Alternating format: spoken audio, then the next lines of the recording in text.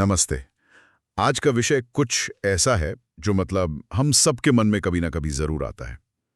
मौत के बाद क्या होता है? हाँ बिल्कुल। ये एक ऐसा रहस्य है जिसने सदियों से हर सभ्यता को सोचने पर मजबूर किया है। और आज हम रमेश चौहान की किताब मृत्यु के बाद जीवन, प्राचीन रहस्य और मान्यताएं, इसके कुछ हिस्सों को देखेंगे। समझने की कोशिश करेंगे कि हजारों साल पहले लोग क्या सोचते थे इस बारे में। बिल्कुल। और ये देखना बड़ा दिलचस्प है कि कितनी अलग-अलग, कितनी अनोखी दुनियाओं की कल्पना की गई है। हमारा मकसद यही है कि इन प्राचीन मान्यताओं की विविधता को थोड़ा समझें। तो कहाँ से शुरू करें? प्राचीन मिस्र, उनकी सोच तो कमाल की लगती है। हाँ, मिस्र से शुरू करना अच्छा रहेगा। वो मानते थे कि इंसान का एक हिस्सा होता है, का कहते थे वो उसे। का मतलब जैसे कोई रूहानी जान? हाँ, एक तरह से। और वो मानते थे कि ये का मरने के बाद भी जिंदा रहती है।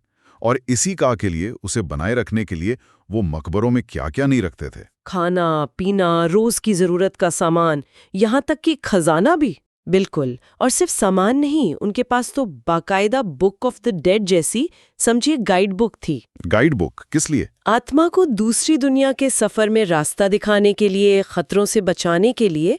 और आखिर में होता था वो बड़ा इम्तिहान। हाँ, वो ओसिरिस वाला न्याय है ना, जहाँ दिल को तौला जाता था। सही कहा। एक पलड़े पर दिल, दूसरे पर मात देवी का पंख, जो सच्चाई का प्रतीक था। अगर दिल हल्का निकला पंख से तो हमेशा की जिंदगी। वाह, मतलब कितनी उम्मीद थी उनकी सोच में। पर हर जगह ऐसा नहीं था, सही कहा ना? नहीं, बिल्कुल नहीं। अगर हम मेसोपोटामिया की बात करें, मतलब दुनिया की शुरुआती सभ्यताओं में से एक, हाँ, गिलगामेश वाली। वही, उनके लिए मौत के बाद की दुनिया थी कोर या इरकला, एक अंधेरी धूल भरी सी जगह। अच्छा, मतलब मिस्र जैसी कोई उम्मीद या इनाम वाली बात नहीं। ज्यादातर नहीं। गिलगामेश महाकाव्य में भी इसका जिक्र है।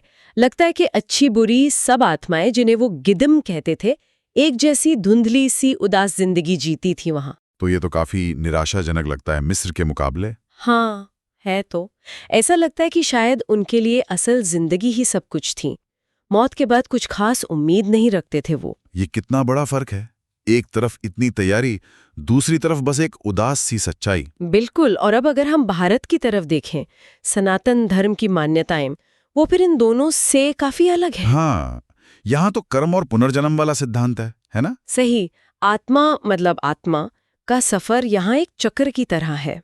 संसार, गरुड़ पुराण जैसे ग्रंथ बताते हैं कि कर्मों के हिसाब से आत्मा को स्वर्ग या नरक मिलता है, पर ये टेम्पररी है। टेम्पररी मतलब ये फाइनल डेस्टिनेशन नहीं है। नहीं, आत्मा बार बार जन्म लेती है। ये चक्र तब तक चलता है जब तक वो मुक्त ना हो जाए, मतलब मोक्ष ना पाले। ये एक तरह की नैतिक व्यवस्था भी है कि आपके काम ही आपका अगला जीवन तय करते हैं। तो यहाँ मौत अंत नहीं, बल्कि एक पड़ाव है, एक बदलाव।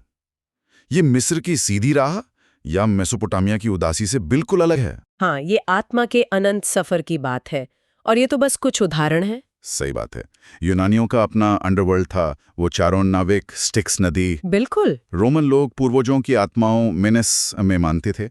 मेसो अमेरिकी सभ्यताएं थी, माया, एस्टेक, उनकी अपनी जटिल यात्राएं थी आत्मा की। और अफ्रीकी संस्कृतियों में भी पूर्वजों से जुड़ाव बहुत मजबूत रहा है। हाँ, और फिर बाद में ईसाई धर्म, इस्लाम, सिख धर्म, सबके अपने अपने विशिष्ट विचार आए, जैसे पुनरुत्थान की बात, या बरज़ख और कयामत की, या फिर परमात्मा में मिल जाने की।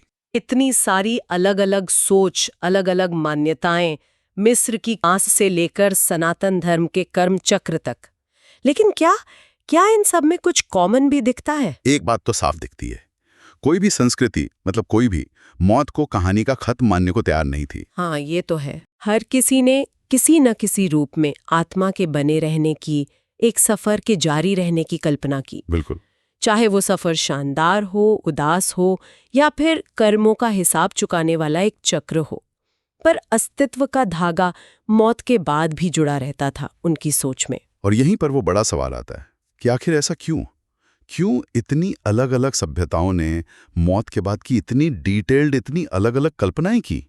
क्या ये सिर्फ हमारा डर था या हमारी उम्मीदें थी जिनका ये आईना है? या फिर क्या ऐसा भी हो सकता है कि ये अलग अलग संस्कृतियां अनजाने में किसी एक बड़े अनदेखे सच के अलग अलग पहलुओं को छू रही थीं? मतलब जिसके इशारे उन्होंने अपनी कहानी और रिवाजों में छोड़े। हाँ, ये सोचने वाली बात है। क्या ये प्राचीन इशारे सिर्फ मरने वालों के लिए थे, कोई रोड मैप, या फिर आज भी हम जीवितों के लिए इनमें कोई गहरा मतलब छिपा है?